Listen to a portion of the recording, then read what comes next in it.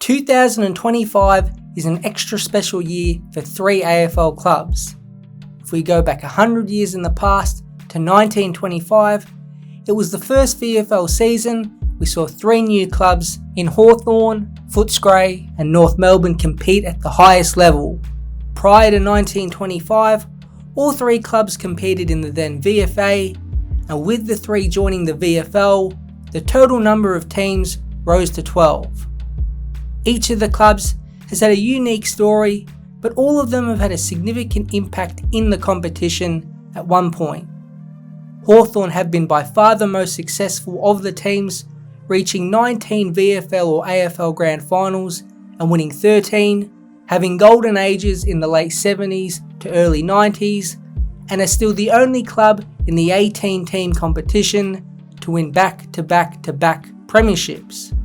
North Melbourne are next, with 9 grand final appearances and 4 wins, having most of their success in the 70s under Ron Barassi, and in the late 90s led by Dennis Pagan and perhaps the greatest player of all time in Wayne Carey. But since 1999, the success has dried up.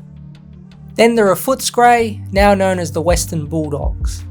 They won the first flag out of the 3 in 1954 and had to wait 62 years to win another in 2016. It also means they are the last of the 3 to win a grand final. Altogether, the club has a 2-win and 2-loss record in grand finals, last getting there in 2021. But it's all about the present day for these clubs. Each of them are under different kinds of pressure, and the 100th year anniversary adds another layer of intrigue surrounding their seasons. There is always some heightened sense of pressure with the Western Bulldogs. There are angles of fascination everywhere. The first is with Jamarra Ugle-Hagan. Limited pre-season work at the club, and rumours, each one as bad as the other, of family struggles and off-field behavioural lapses. A line from the Herald Sun was as disturbing as it can get for Bulldog fans. Jay Clark wrote, "But his journey from a town of about 170 people in Victoria's West to one of the competition's most damaging key forwards has not been straightforward, and to observers, it was clear on Brownlow medal night that problems were at hand. Infer from that what you want. It's most likely Ugle-Hagan has been sent away to try and work on his problems, but the Bulldogs have made it clear they will support him as much as they can. These types of crossroads have been in front of many AFL players before, and it would be a shame for the AFL world to see a player who has already kicked 103 goals in 67 games going into his peak to just fall to the wayside. But one thing's for sure, and that's that we won't be seeing Ugle-Hagan on an AFL field for a while. The man this might affect most is Luke Beveridge. He's once again out of contract, and there is no rush as of right now from the club to get his signature. The Bulldogs since 2022 have been notoriously slow starters, and despite managing to make finals in 2022 and 2024, there has not been a finals win since 2021.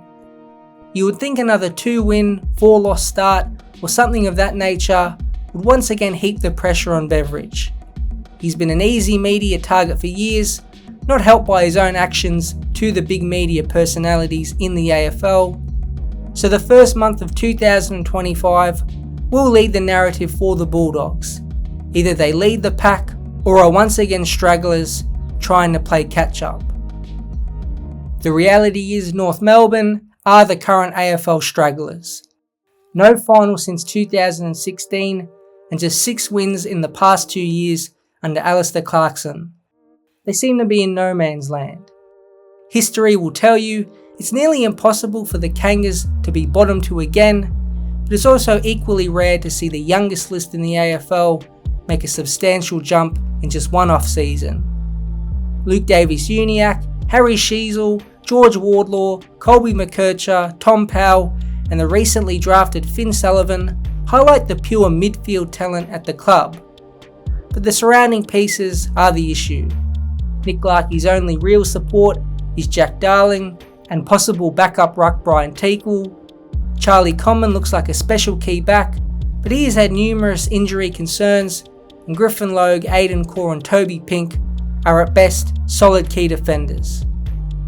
North's draft plan was to stock up on midfielders and build out, which they clearly have done, but the other layers of their squad haven't been filled out with a similar level of talent.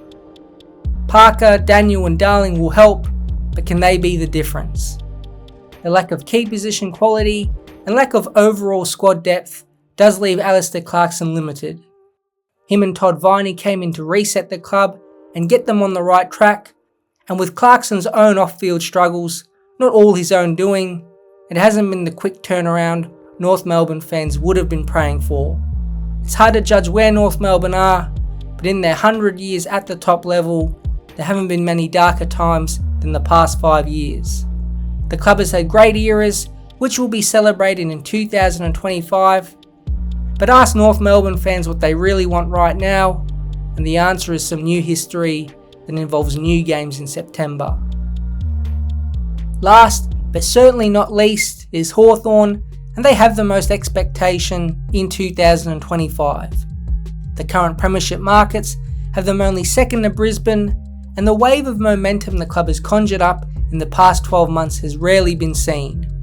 Throw in the well-publicised Nick Watson hangar, and it feels like the hype that was built in the middle parts of 2024 has not only carried into the new year, but has shifted into another gear. 100 years of lots of good for Hawthorn, and the beginning of their next century seems to be kicking off with a bang. Now the headlights don't seem too bright for this group.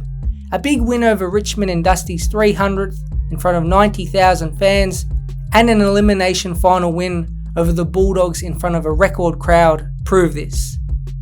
But the question of heads getting too big will linger for a while and might get answered after the first 6 weeks. 5 of those games are against top 8 opponents, and like the Bulldogs, their first month and a half will set the tone for the back 3 quarters of the year. But the Hawks right now are the best situated club of the 3. Cal Shadir has been the only big injury blow, but everyone else is healthy or nearing full health. Josh Battle and Tom Barras add even more depth to a loaded squad that goes 26 or 27 deep in good AFL players. Speed tick, skill tick, contested ball winners tick, flexibility tick. A lot of what Hawthorn has matches up with what's needed in the modern game, and it's why the odds makers are on the Hawks side. The continual development of the Kennedy Community Centre is another massive positive the club is working towards, and is adding even more momentum to the club. The price for Hawthorn on the AFL stock market is high, and it only seems to be rising as more people buy into it. So entering 2025, the only thing the 3 clubs have in common are the 100th year anniversaries. Besides that, the differences in their situations make them 3 great watches this year. The Hawks have the hype and hope of a 14th premiership. The Bulldogs are under the hot seat for a quick start, with uncertainty off the field with Jamari Ugle-Hagan and the coach's contract, while North Melbourne just want to get out of the murky waters of the bottom 2 and see drastic improvement. Ted Whitten, Chris Grant, Brad Johnson, Lee Matthews, Jason Dunstall, Luke Hodge, Keith Gregg, Wayne Carey and Brent Harvey. The clubs have produced some of the greatest names in the VFL and AFL, and all will be hoping the next 100 years brings equally talented players and of course many more premiership victories.